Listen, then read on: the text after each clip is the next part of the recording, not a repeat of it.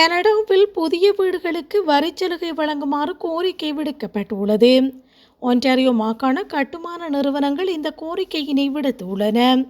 புதிதாக வீடுகளை நிர்மாணிக்கும் போது அறவீடு செய்யப்படும் வரி தொகையினை குறைக்குமாறு கோரிக்கை விடுக்கப்பட்டுள்ளது. இது வீடுகளை கொள்வனவு செய்கின்றவர்களின் இயலுமையினை அதிகரிக்கும் என்றும் சுட்டிக்காட்டப்பட்டுள்ளது. 18 கட்டுமான நிறுவனங்கள் கூட்டாக இணைந்து எதிர்வரும் 10 ஆண்டு கால பகுதியில் சுமார் 1,00,000 புதிய வீட்டு அலகுகளை நிர்மாணிக்க உள்ளதாக தெரிவிக்கப்படுகிறது. இதேவேளை கனடாவில் 2017ஆம் ஆண்டு முதல் குறுகிய கால வாடகை வீடுகளின் எண்ணிக்கை அதிகரித்துள்ளது. கனேடிய புள்ளிவிவரவியல் திணைக்களம் வெளியிட்ட புதிய அறிக்கையில் இந்த விவரம் வெளியாகியுள்ளது.